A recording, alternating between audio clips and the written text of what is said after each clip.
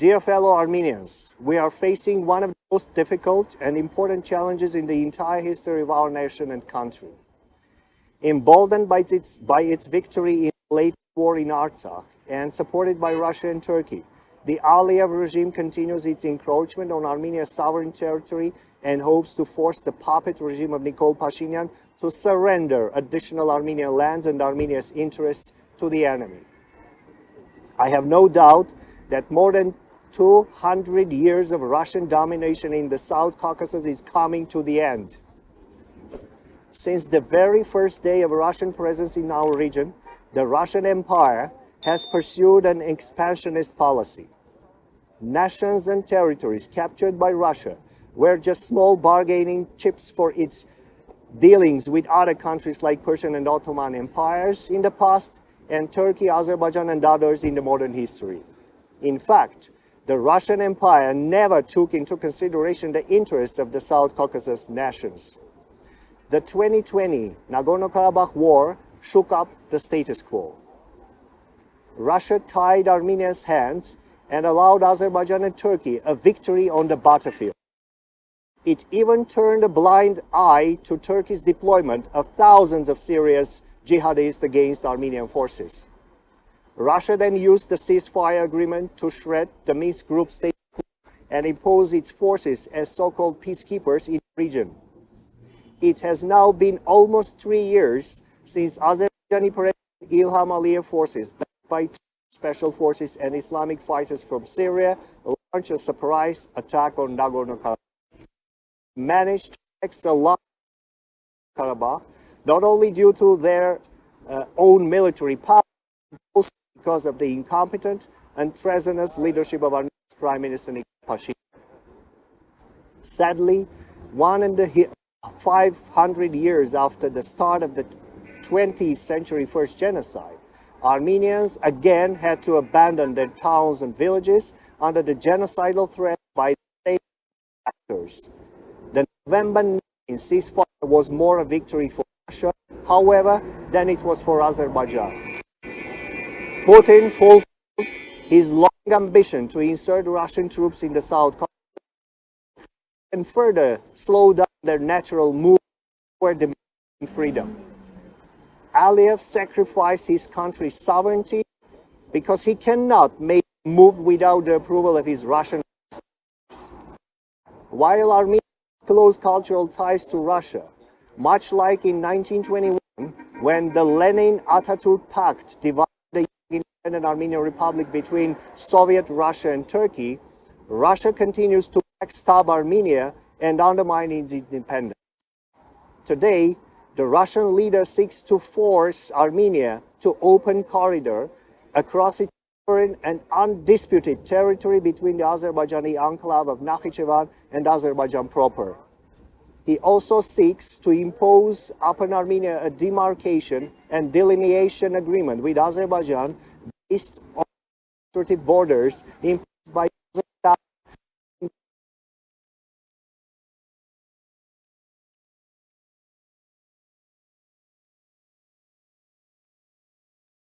No reason and the rest of the world should accept Stalin's borders. The United States never fully recognized the 1920 Soviet annexation of Armenia. It hosted an Armenian embassy in Washington through 1933 and in 1959 Armenia as a captive nation. Azerbaijan itself has rejected those borders by declaring itself a legal successor of the first Azerbaijani Republic rather than of Azerbaijan's Soviet Socialist Republic. The Commission for the Limitation of Boundaries of Armenia, which met as an official bar conference to the Paris Conference, assigned Nagorno-Karabakh as well as a large part of lower Armenia. And President Woodrow Wilson included signing in his November 2019. This indicates official acceptance of the legally claims over its historic territory in Nagorno-Karabakh. Putin's policy prompt, however. By pressuring the Armenian leadership and servicemen to capitulate, the Kremlin has into exclusive dependency on Russia as its so-called security guarantor against the victorious Turkish Azeri further threat. The Russians encourage tensions on Armenia's border to force greater Armenian reliance on Russia. Putin has effectively co-opted Pashinyan, who became the host of the West when he led a 2018 People's Revolution to accept Russian forces while ignoring military assistance. Russia's current military presence in Armenia was never meant to serve its declared objective of protecting its host from a Turkish aggression and was a way for Russia to maintain its presence in a vital region. However, Armenia's freedom movement that started in 1988 helped catalyze the Soviet Union's collapse in 3 years. The present-day aspirations of the Armenian public to govern independently and democratically pose a threat for the Kremlin regime and may have demographic implications for Russia's south. The United States has a unique opportunity. The Armenian public understands Russia's betrayal. Anti-Russian sentiment in Armenia is at the highest level since independence from the Soviet Union. The Kremlin also knows that the country is now a low-hanging fruit for the West. The United States has a choice. It can capitalize on the situation or remain passive and let Russia take over Armenia and subsequently Georgia. But the people of Armenia need to act first before seeking assistance from their Western partners. It is time for us to act now and show United States and our other allies that Armenians are now willing for the real sovereignty and territorial integrity of Armenia accepted by the international community according to Woodrow Wilson Arbitral Award. Let's do it together. The time to act is now.